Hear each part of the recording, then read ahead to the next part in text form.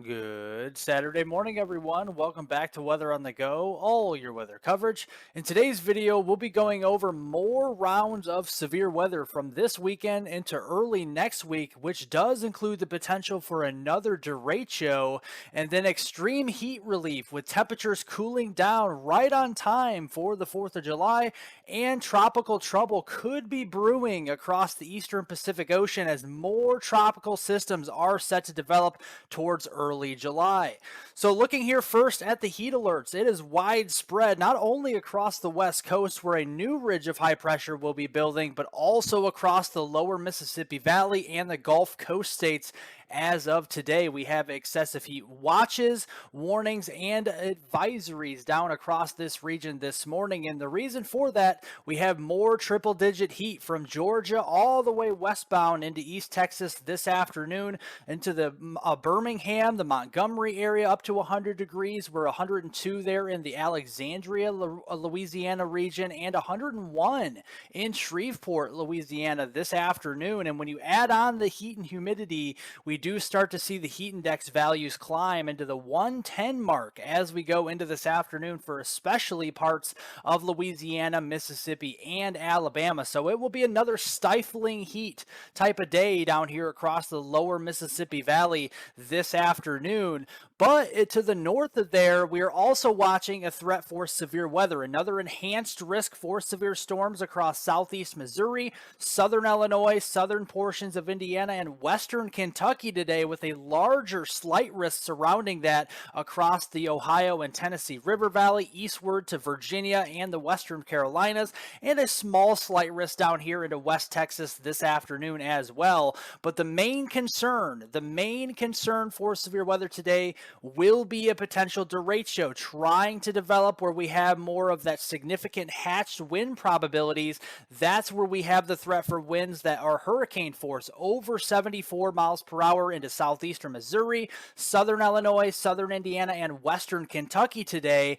And the threat is there for a couple of isolated tornadoes along its path as well, from southeastern Missouri through Illinois, Indiana, Kentucky, and into southwestern Ohio. So timing out some of the storms this afternoon in general, we'll start to watch for some scattered supercells from St. Louis all the way down into northern parts of Arkansas. And then as we go through the evening into the overnight hours, this will evolve into a complex of storms racing to the east with widespread hurricane force wind gusts, large hail, and a couple isolated tornadoes, especially if we do see storms develop out ahead of the main complex of storms itself. Definitely have to watch out for some rotation there. And then as we go into Sunday, a very similar area, maybe just a little bit further to the east, we have a slight risk for severe weather from Tennessee up through Kentucky, parts of Illinois, eastward to the mid-Atlantic. We're talking about Maryland, Delaware, New Jersey, southern Pennsylvania here, with a couple of marginally strong storms back into the northern plains and across the Front Range as we go into Sunday.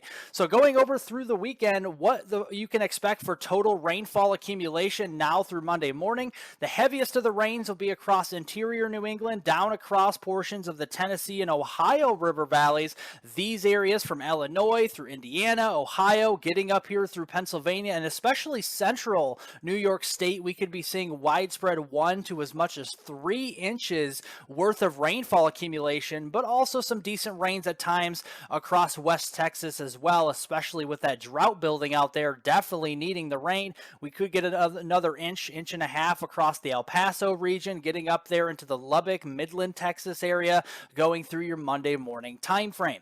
Then the pattern starts to shift a little bit later on this weekend and into early next week. That ridge starts to get squashed further down to the south, and a new ridge of high pressure will be building across the west coast and the Pacific Northwest. That's why they have the heat advisories, excessive heat watches, and warnings out across California, Oregon, and Washington state on Sunday, and that really continues through the better half of the 4th of July holiday itself, although the ridge tries to come back a little bit across Texas and New Mexico as we get into early next week. So looking at those temperatures on Sunday, it will be hot across the southeast. A couple areas may hit the century mark at 100 degrees Fahrenheit, but more typical heat across the Great Plains from the Dakotas all the way south south to Texas here, typically what you do see this time of year. And then on Monday, we start heating up out here across California, Nevada, down into Arizona. The Death Valley region, we could be hitting up to near 110 degrees Fahrenheit on Monday, but more typical heat again across the middle of the country. But our next period to watch will be early next week on Monday as a cold front drops out of Canada here from Manitoba and Saskatchewan down into the Dakotas. We could be starting to see more severe weather across those areas from Minnesota through the Dakotas and back into Wyoming and southeastern Montana, and then the remnants of that ridge breaking down across the southeast could have some marginally strong storms around the Atlanta region and parts of Myrtle Beach, getting up into the Outer Banks of North Carolina as well on Monday. And then comes the 4th of July holiday itself. You can see clearly where that cold front is to the north. Temperatures will be backing down into the 70s and 80s, with the heat building a little bit across the central Missouri Valley, down into the central southern plains. Middle 90s can be expected from St. Louis back to Kansas City, all the way southward to the Dallas-Fort Worth area and across the Gulf Coast. But we have to watch out for that cold front, because with the precipitation out ahead of that, and with the heat building, there certainly could be the threat for some strong to severe storms. Not a widespread severe weather outbreak, but definitely watching out for some damaging winds in excess of 60 miles per hour, quarter-size hail or larger, and possibly the threat of an isolated tornado or two on the 4th of July itself. And that's why the Storm Prediction Center has gone ahead and put a slight risk several days out ahead of time for Tuesday, July 4th across western Iowa, southeastern South Dakota, through much of Nebraska, getting into northeastern Colorado and extreme southeastern Wyoming during that July 4th timeframe. This could expand a little bit in coverage, and it could also intensify, possibly to an enhanced risk as we do get closer to this time frame. But overall, the heaviest of the rains can be expected across the northern plains and the upper Midwest. A lot of dry weather here in between across the central plains, the southern plains, and the Ohio Valley for those firework displays out there on the 4th of July, and maybe some popcorn type storms across the deep south, across the Dixie Alley region as we go through the 4th of July holiday itself. Then a pattern does continue to persist with below average temperatures across the Ohio Valley back into the northern plains after July 4th during that July 8th through the 14th time frame. But then the ridge of high pressure starts to build back north out of Mexico again across Arizona, New Mexico, Texas, and maybe as far north as the Red River there into Oklahoma towards the second week into July, and that would favor the heaviest of the precipitation over the top of that ridge here from the Pacific Northwest up into Idaho and Montana, with the northwest flow over the top of that ridge across the Missouri Valley, the Ohio Valley, and especially parts of New England as we go through that second week in July. But underneath that ridge, as it builds, there's going to be a lot of sinking air, lots of sunshine, so don't be expecting much in the way of rainfall, if any, across the desert southwest or the Four Corners region, as we have below normal signal for precipitation during that July 8th through the 14th time frame. But it is a good signal to see above average precipitation to the north, especially where we have the moderate, severe, and even extreme drought starting to develop a little bit further into the Midwest, the upper Midwest, the Ohio Valley here. So we definitely need the rainfall. Any rain that we can get is good news up here. And starting next weekend for Friday, the 7th of July, you do start to see more of that northwest flow over top of that ridge as it starts to build out of Mexico into the southern Four Corners region and West Texas, and that just continues to slowly build to the north and east by later next weekend on Sunday, July 9th, continuing though with the northwest flow over the top of that into the Midwest and the Ohio Valley. And we have to concern ourselves with this flow this time of year. When you see northwest flow over top of these intense ridge of high pressure systems with heat waves to the south, you always have to wonder, are there going to be any complexes of storms? Well, this is the July 8th through the 14th time frame, and it does look like there's a signal with the enhancement to the jet stream to across the north, where we have more heavier precipitation across Nebraska,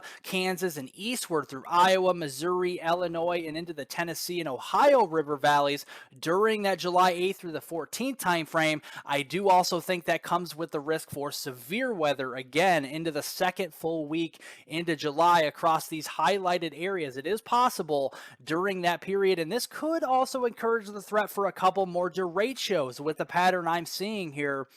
So something to continue to watch as we get into the second week there in July. Well, turning to the tropical weather update, it is A-OK across the Atlantic, the Caribbean, and the Gulf, and especially the east coast of the United States, the southeast. There are no new tropical cyclones expected during the next 7 days and probably even really the next 10 days across this region. Here is the satellite view of the Atlantic Ocean, the North Atlantic, and you can see any wave that comes off of Africa is way too far south to really get into the Caribbean. It's actually so far south where it's going to be moving over the land of South America and across the Central Americas and into the Eastern Pacific Ocean. And you do see that reflected on the total accumulated precipitation map here from today all the way through the first 10 days in July. It's really just too far south to make it into the Eastern Caribbean whatsoever. A lot of the precipitation will be falling across northern South America, the Central Americas, and then those systems will start to move westward into the Eastern Pacific during the first 10 days of July. So that's why the Eastern Pacific is busy, and it's busy right now. We have a tropical storm Adrian and tropical storm Beatriz near the coast of Mexico here and just off into the Eastern Pacific Ocean.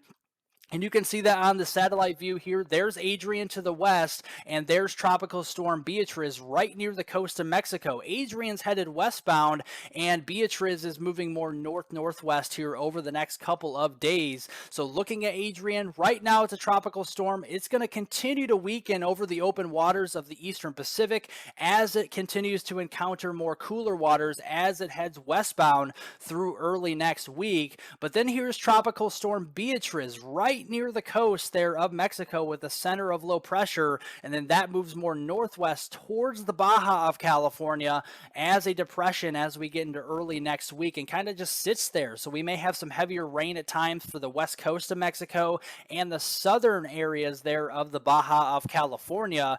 And again, it's running out of steam. It has some warm waters to work with over the next couple of days, but as Beatrice starts to turn westbound into portions there of the Eastern Pacific, just west of the Baja of California, it will really run out of steam. A lot of these cooler temperature anomalies sitting here, so it will just fall apart like a rock very quickly across those areas. But then we look toward the future. We have a strong high pressure system over Mexico getting into the 4th of July timeframe early next week, but the European forecast model, the ECMWF, does start to bring a tropical system of some sort across the very similar areas to Beatriz right near the coast of Mexico somewhere by the following week on Monday, July 10th. And with some more model input, this is the American model. The GFS does show some type of low pressure system near the coast here, just the difference in the track and also the timing just a little bit. But the Canadian model, the CMC, also supports another stronger system, pretty similar areas near the western coastline there of Mexico. And just to confirm it a little bit more, here's the EPS ensemble. This is the European ensemble guidance. It does show the lowering of the pressures just to the west of the Mexico coast during that following Monday timeframe on July 10th. So that is something to keep an eye on towards next weekend and the following week toward the 9th, 10th timeframe of July. There could be a stronger tropical system brewing here near the western coastline of Mexico and across the Eastern Pacific during that time frame. Well, if you like detailed weather breakdowns on North America, including southern Canada, the United States, and the tropics, be sure to hit the subscribe button down below if you haven't already. It is absolutely free to do, and I do these daily weather breakdowns every single day so you guys can stay ahead of all of the storms out there. It's also very important to press the like button, the thumbs up button down below the video. It does help out more than you know to get all of this information out to as many people as possible. So I really do appreciate that as well. If you want to follow me on Twitter, additional weather forecast updates on that platform, you can as well. Hit the description down below the video and follow me on Twitter at hweather420. I do post on there fairly frequently throughout the week. Otherwise, thank you guys so much for all the support and all the generosity on this channel as we continue to grow closer to 32,000 subscribers. Thanks to all the new subscribers out there, all the old subscribers, all the supporters. I really do appreciate it. Again, remember to subscribe to the channel if you're new. Hit the like button, the thumbs up button to get this information out to as many people as possible. Also, leave any comments, questions, and concerns below. I'll get to those later on today. And also, I hope everybody has a great rest of your weekend and a great 4th of July out there. Have a great weekend, everybody.